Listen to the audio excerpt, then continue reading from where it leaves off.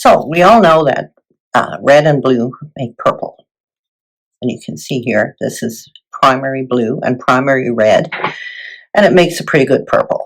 But sometimes you mix the blue and the red and you don't get purple, you get this.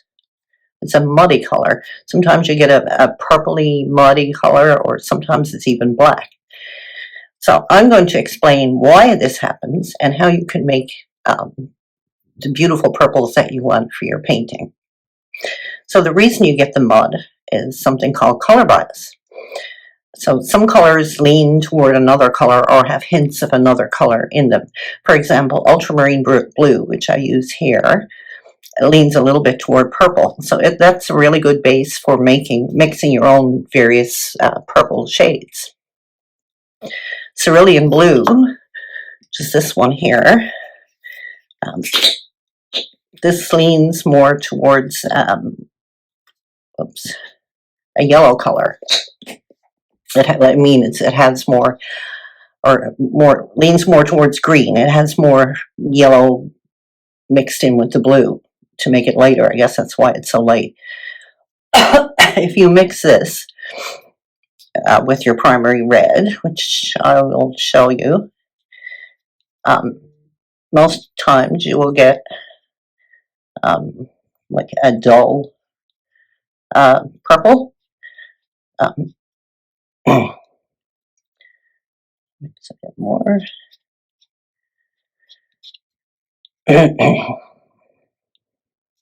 Not enough.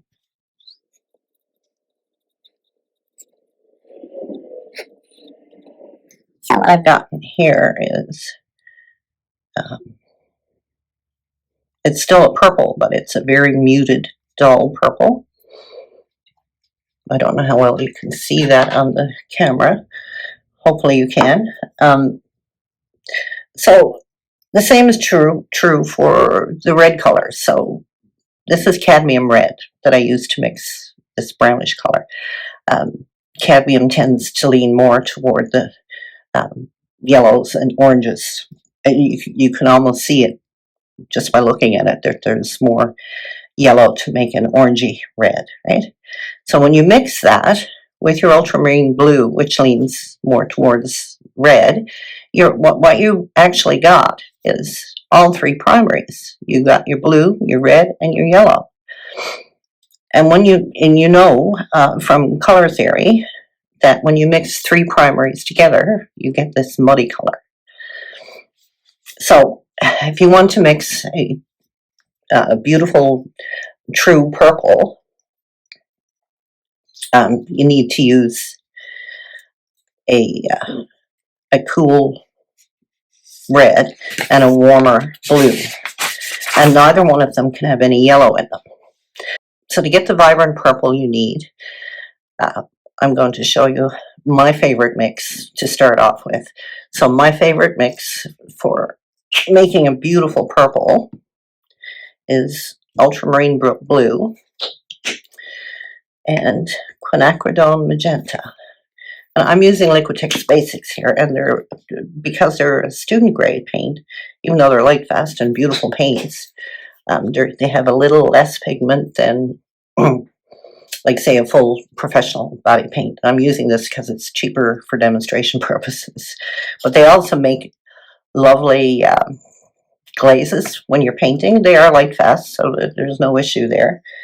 It's just less pigmented. So if you want to do multiple layers of glazing, these are a good brand to use. Anyway, I digress. On to the purple. So I have Ultramarine Blue, and I'm going to add my Quinacridone Magenta and start off small, because if you mix a big pile of paint and you don't like the color, then you've wasted all that paint. So you start off small and you keep adding till you get the color you want. Make note of how much the ratio, like did you use more blue, did you use more magenta?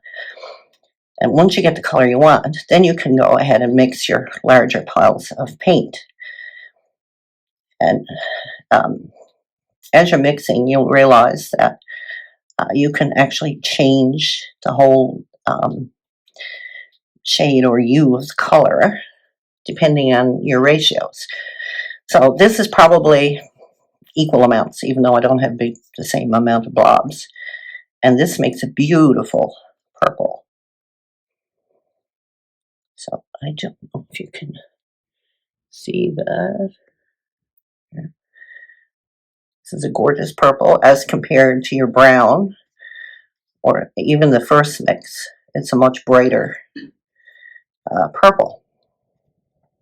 Now I can add more red.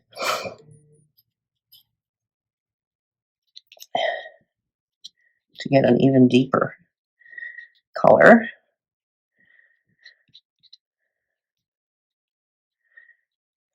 Takes me a bit to mix because I shake so much. Sometimes the shaking is good when you're mixing things, but not quite paint. It's a little deeper. So you can keep going until you get the exact shade that you want there. Wasting paint. Anyway, this is not the only mix for purple, of course. You can mix various other colors. I'll show you a couple. So since we already have our ultramarine blue, I'll start with that. And I'm going to add a little alizarin crimson. Now, alizarin is a very deep, dark color. So we're going to start off once again with very small amounts. And wipe off your palette knife in between because you don't want to contaminate the other colors, right? So I have quite a bit of alizarin here, but we'll see what we can get from this.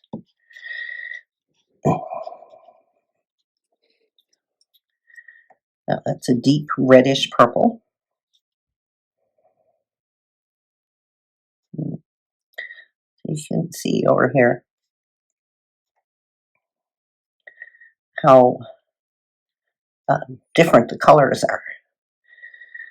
You can also use cobalt blue for your blue instead of ultramarine if you prefer. Just I started with ultramarine because that's one that most people have in their paint box. So here's the ultramarine, or the cobalt blue. It's lighter than ultramarine, of course. So you can mix your cobalt a little bit there with our quinacridone, which is right here.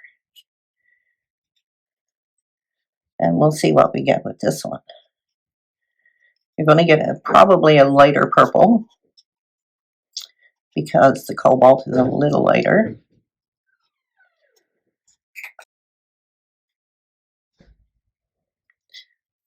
And this is also a very pretty color.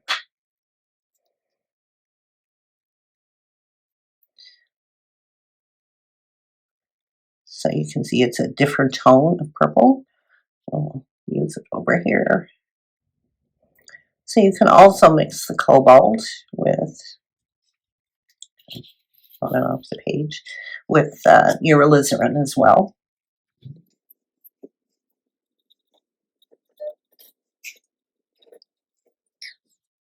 I need to use a little more alizarin. I think it's too much blue on that one.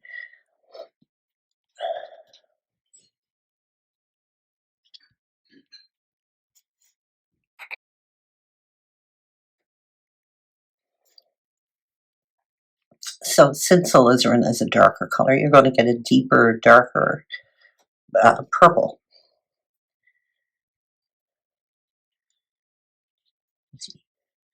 And we'll compare it over here once again. So there's so many various shades and hues you can get. And I'll show you how to lighten the color, the various colors. To lighten them, just add a little bit of white.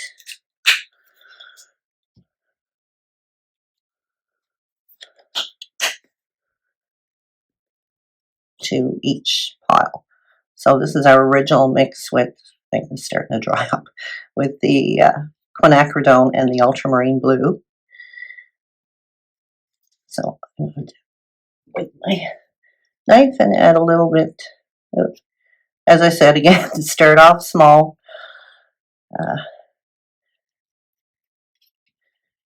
To make this beautiful light shade of purple. Move that up a little bit so you can see much lighter shade. It's beautiful purple. You can add white to any of these colors to lighten them. So let's take our really dark mix we have over here with the alizarin and the cobalt and add a little white to that.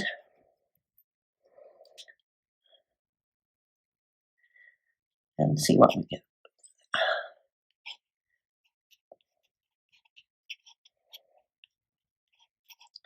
This is a mauve color, maybe? Nice mauve color here. Almost a grayish purple. Let's see what other piles we've got. This is, what is this? This is the cobalt and the magenta.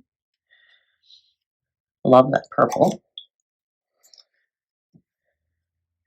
And a little bit of white.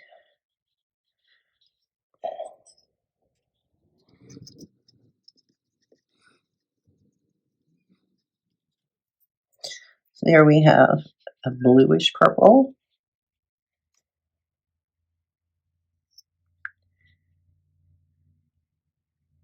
It's also very pretty. So if you want to like tone down or desaturate any of these colors, the best thing to do would be to add a yellow, because I'll show you the color wheel. So if you want to mix a toned down version of your color or gray it out, you would use the opposite on the color wheel, which is called complementary color. So violet, the opposite is yellow. So we want to mix, sorry about the shaking, want to mix a little bit of yellow into our mixes to tone them down or gray them out. So let's see if I got one that's not quite. I'm going to spray a little bit of water to keep this all workable. I use a spray bottle. It has a fine mist and it keeps everything wet because acrylics dries so quickly. So we take this beautiful bright purple and we add a tiny bit of yellow. This is cadmium yellow, cadmium yellow light. No, probably not that much. So start off small.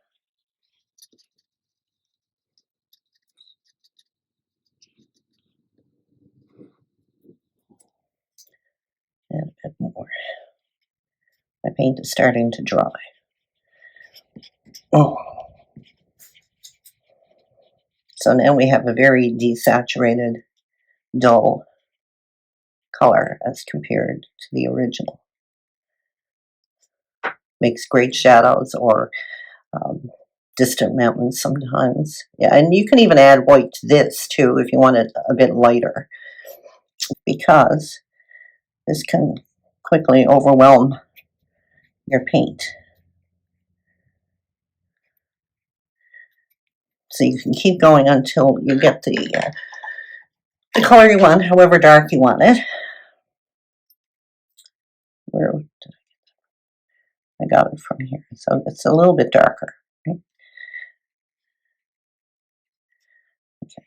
I know it's hard to follow along and see on video. So if you want to actually see color charts and the various mixes laid out, I'll leave a link to my blog post below. There's actually a printable color chart on there if you want to check that out and print it out for future use. I also have other videos on other colors, which I will link above. And I hope to get more videos like this done in the future, in the near future. Anyway, thanks for watching, and if you liked the video, please subscribe and like, and thank you very much.